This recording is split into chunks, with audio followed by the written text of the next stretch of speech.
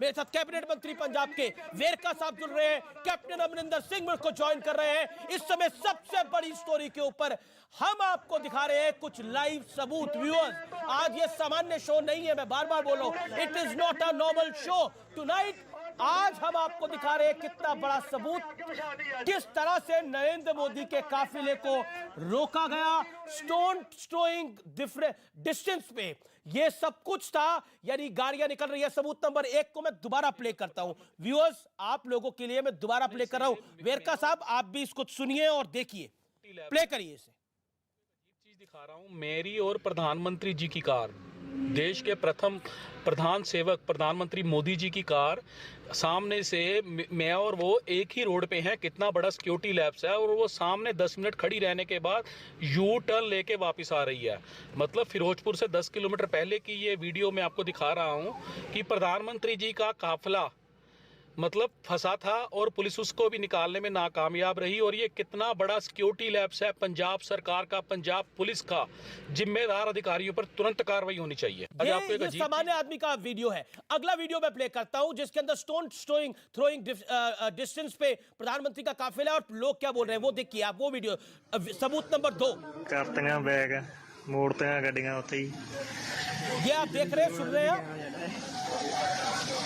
अब आपको मैं सबूत नंबर 3 दिखाता हूं जिसमें बीकेयू क्रांतिकारी संगठन कह रहा है हमने रोक दिया जिसकी हमने प्लानिंग करी थी। सुनिए उस वीडियो। मोदी ने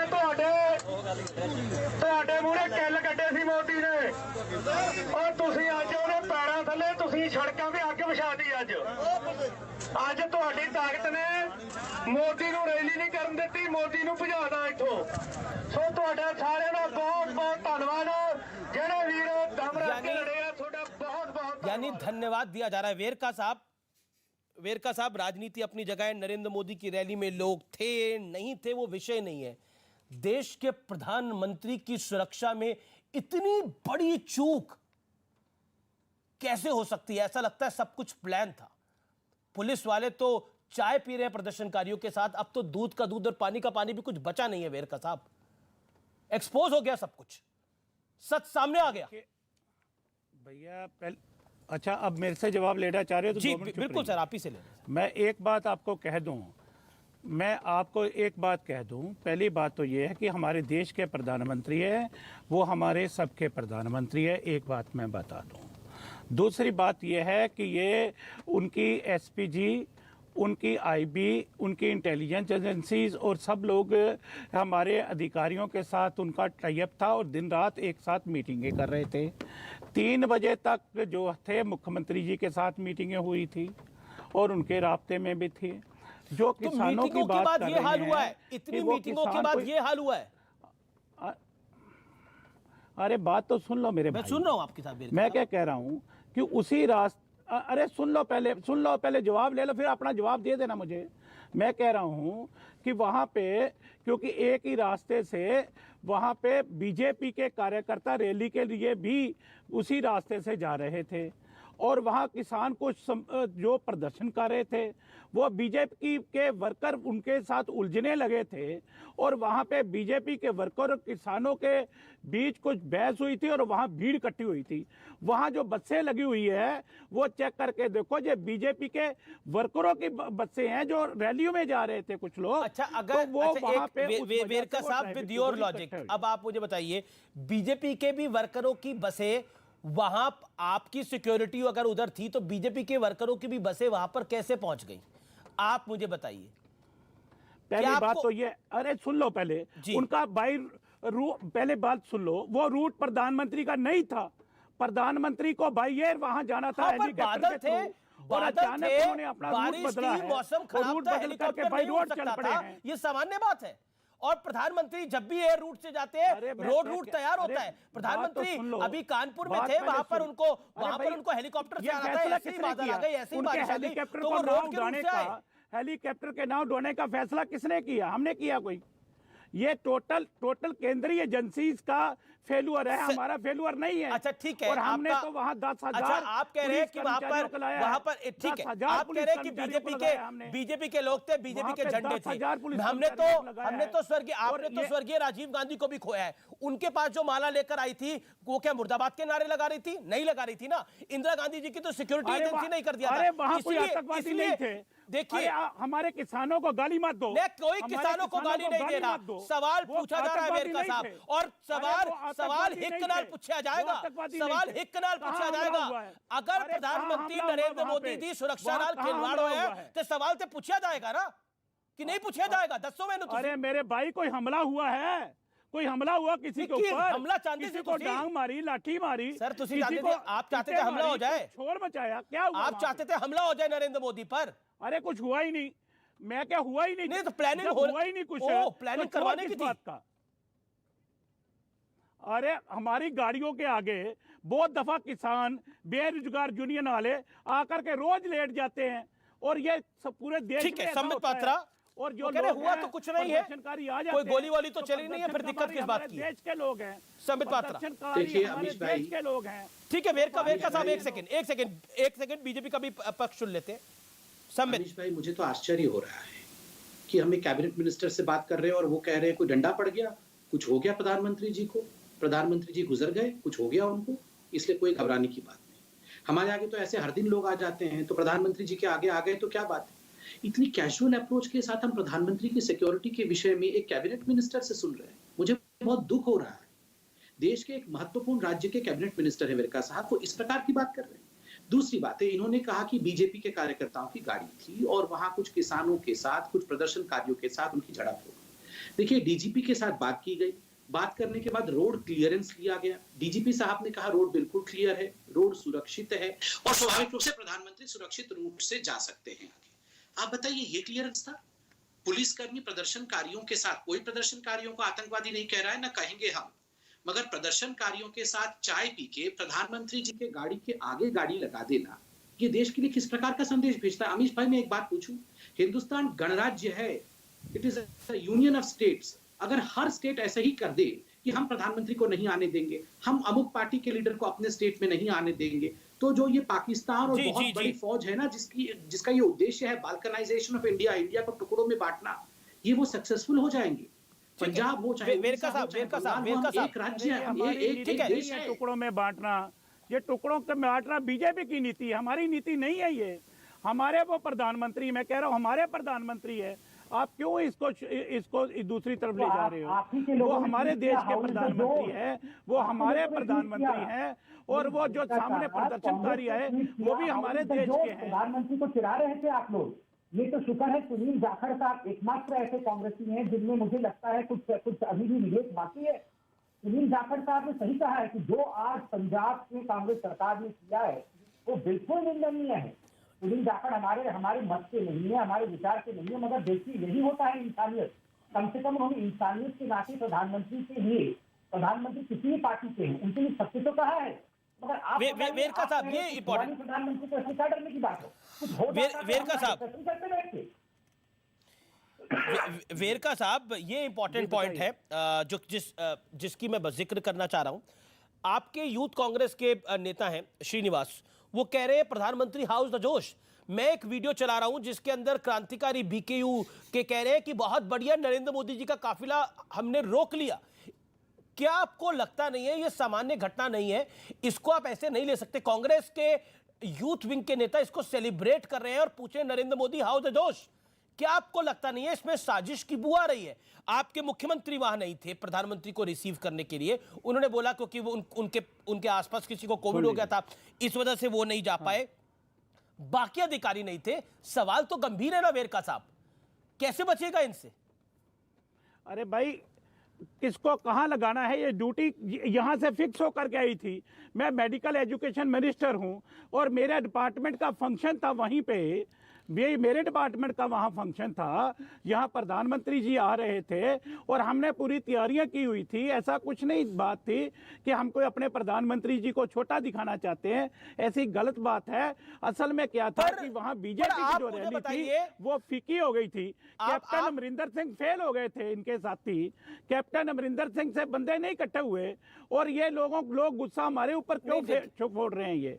नहीं, देखिए मैं आपको देखिए वेरका साहब, आपका हम सम्मान करते हैं, आप मंत्री हैं, आप कैबिनेट की बैठक के बाद हमारे साथ लाइव जुड़े हैं। मैं आपसे बड़ा सवाल पूछ रहा हूं। मैं अब आपको एक और वीडियो दिखा रहा हूं, वो वीडियो प्ले करिए आप विंडो के अंदर, और संबित आप भी उस वीडियो को देखिएगा, व्यूअर्स आप भी देखिएगा।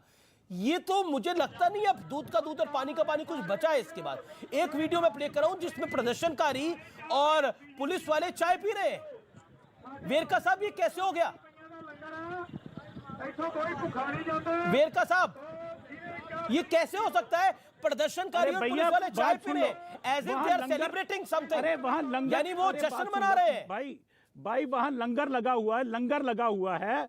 जो लंगर लगता है वो सब लोगों के लिए होता है, कोई भी आकर वहां चाय पानी पी सकता है। आप इसको क्यों कह रहे इकट्ठे पी रहे हैं?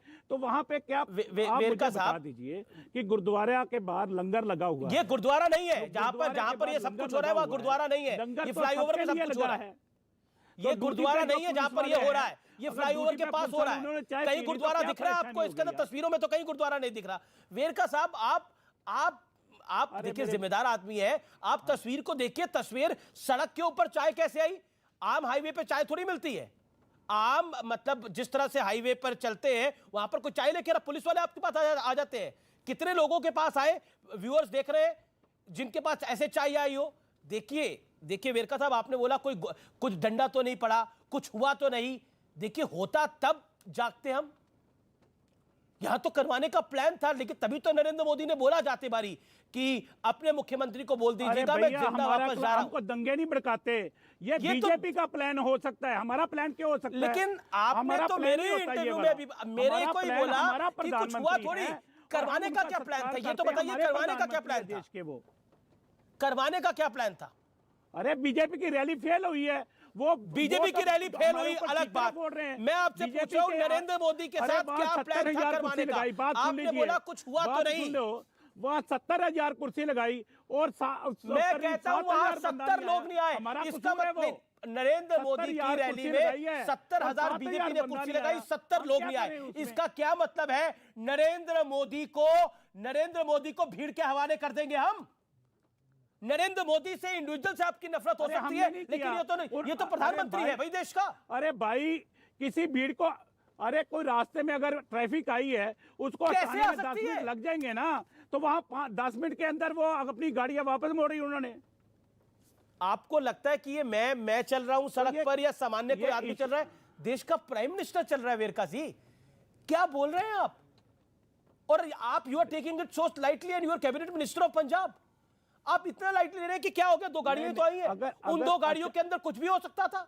नहीं, आपने बोले भी ये बात। ऐसी बात नहीं है। रास्ते में वो गांव है, अरे रास्ते में गांव है, गांव के रहने वाले लोग हैं, वो रास्ते में गांव के रहने वाले लोग हैं। वो प्रदर्शन करने के लिए, वो अपना रोज जताने के लिए प्रधानमंत्री के सामने अचानक आए हैं, और इसको हम कोई अच्छा नहीं समझ रहे। इसका मतलब आपकी सिक्योरिटी एजेंसी को कुछ हवा नहीं थी वहां पर। लेकिन क्या इसका मतलब ये नहीं है कि ये कोई प्लान्ड प्रोग्राम था। प्लान तो उनकी रैली थी जो फेल हुई है, वो प्लान्ड रैली थी। हमारा प्लान प्रोग्राम नहीं था ये। संबित पाठक, कुछ ही तो लोग आए हैं, गांव है, लोग आ गए, आप लोग ऐसे ही हल्ला मचा रहे हैं। देश ऐसे ही हल्ला मचा रहा है, ऐसा हो जाता है। यकीन मानिए वेरका साहब, एक बात मैं आपको बोल रहा हूं, राहुल गांधी, प्रियंका गांधी, सोनिया गांधी की उधर ऐसे ही काफिले के अंदर गुजरात में कुछ हो जाए, आप लोग प्रेस कॉन्फ्रेंस करते घूमेंगे ना? जबकि प्रधानमंत्री का कद उन सबसे बड़ा है, लेकिन प्रधानमंत्री के कार्यक्रम के अंदर अगर 2 लोग आ रहे हैं तो सामान्य बात है। क्या हो गया? प्रधानमंत्री के अंदर काफिले के अंदर अगर 2 गाड़ियां आ गई, वहां पर 200 लोग इकट्ठे हो गए तो बड़ी बात क्या है? और इसके अलावा लोग इस समय क्या क्या ट्वीट कर रहे हैं कि नरेंद्र मोदी, क्योंकि इंदिरा गांधी जैसा हो जाता इसलिए नरेंद्र मोदी भाग के चले गए। सच ये है, ये ट्वीट कर रहे हैं लोग, मैं नहीं कह रहा ये बात। संबित पात्रा। अरे पहली बात सुन लीजिए मेरे अमीश भाई, वो हमारे मेरे लोग पास एक पंजाब का किसान आतंकवादी नहीं है। किसने आप बोला क्यों ये कह रहे हो बात? कि प्रधानमंत्री को किसने बोली ये वहाँ बात? कोई उड़ाने, ये बात हम तो कोई किसी को गलती नहीं, किसी करने ने नहीं वाले। बोली। वो हमारे प्रधानमंत्री है, हमारे देश के प्रधानमंत्री है।